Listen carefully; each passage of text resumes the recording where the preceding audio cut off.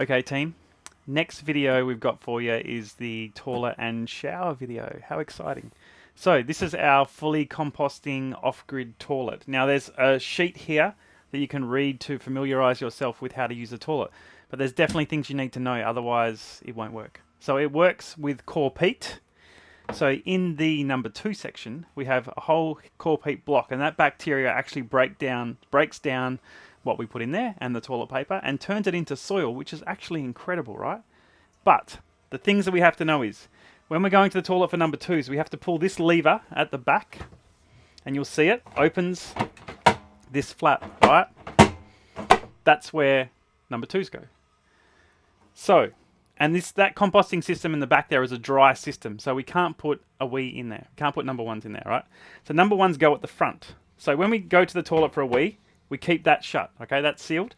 Wee in the front goes into this bottle, which you're actually gonna, you would, on almost all hires, you're gonna have to empty at one point. So keep an eye on that because you don't want that to overfull. So wee's at the front, number 2's at the back. Simple. Now, the other thing to know is that we've actually used this quite a bit, especially when we go free camping and off grid, 2-3 weeks at a time. But most of the time, if we're in a caravan park, we just use their toilets because it's just like easier. We don't have to worry about emptying the wee bottle, etc., etc. But if you've been free camping for a while and you pull in, you can take that wee bottle and just tip it down the toilet. There's no chemicals in it. It's all good. So, and when we, how do we, you know what a good question is? How do we empty it? So, say we're watching it and it comes off on the side here to half full, right? So there's these clips on the side. You undo these clips, either side, you lift it up, this pops out.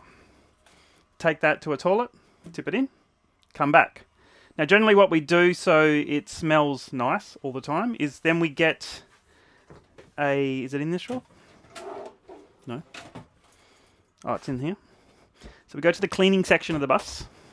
We're on a bit of an angle here so it doesn't want to open. We grab this eucalyptus oil, right? So, get a capful. So 1 capful of eucalyptus oil. Tip it in here.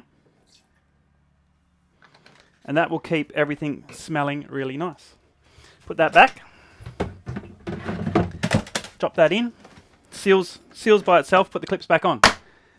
Other thing to remember is after every time you go to the toilet, not every time you go to the toilet, every time you do a wee, number 1s, spray here. Just give it a little spray to clean it. This is water with eucalyptus oil, exactly the same thing, but this will be full, so you'd only have to do that if you run out. And if you run out, same thing, cap full, fill it with water. Now, the other thing to remember with this toilet, sorry, this is a long video, there's a lot to explain on the toilet, is this switch here. See this switch? You can turn that off, but I wouldn't advise it because that runs a 12-volt motor which has a little fan that pulls air through the toilet at all times so there's never any smell. So that's very important. Leave that switch on at all times. Okay, now our hot water system. So we have a marine hot water system in this. So when you drive the bus, if you go for any sort of drive over half an hour, you'll have piping hot water straight out of the taps, right? Because it's all being run through the cooling system of the engine. That means we're using less power, less solar, less everything. So that's awesome.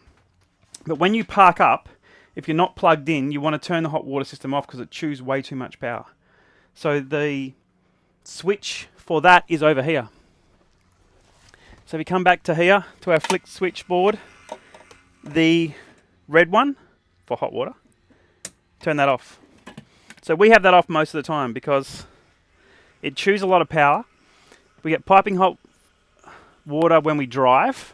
And if we're doing the dishes or want hot water for the dishes, we just pop the kettle onto the induction cooktop here and it boils up in seconds. So we last with our power, no problems at all. So on the shower note, let's go check out the shower.